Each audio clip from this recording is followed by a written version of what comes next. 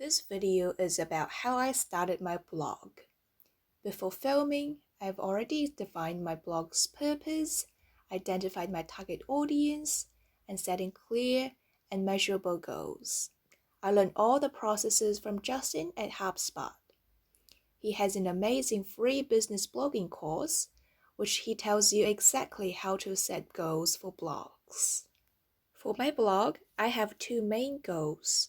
The first one is to create one new blog post every other week. The second one is to build a relationship with one new influencer each month. After setting my goals, I stuck my goal sheet on the wall. I look at them every day before I go to bed and after I wake up. Unfortunately, that is not enough. I'm not going to remember all my goals. Next step is to put my goals into my calendar. I take a photo of the worksheet. I copy key dates into my calendar. I also put down the key dates on my weekly layout.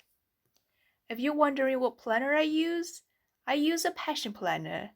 It has monthly and weekly layouts, which are perfect for setting goals. After all that, it's finally time for web design. I've already got a website set up before filming this.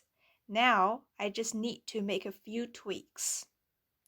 Why am I doing this? Well, I overthought a lot. I was using other people's ideas and templates. I was creating while learning. Now, it's time to quiet down my mind and design my own. I start off by designing my homepage. A homepage basically has three elements: a header, content, and a footer. I'm not a pro on this. I'm just learning, just like you. If you want to get to the nitty-gritty bit of web design, you better check this guy out. I learned everything from him. I only use three things to design my website: WordPress, Elementor, and Elementor Pro. WordPress is the system that you build your website on. Elementor is a website builder on WordPress. Elementor Pro is the pro version of Elementor. You can literally just drag and drop without using any plugins. It only costs $99 a year. It's completely worth it because you save so much time figuring things out. Here's a summary of what I did. I installed a database backup plugin. A database backup plugin basically means after installing it, you can back up your entire website, just in case you want to go back to the older version of your website where you make a mistake. Here, I use Blog Vault. Categories. A category on WordPress basically means a page.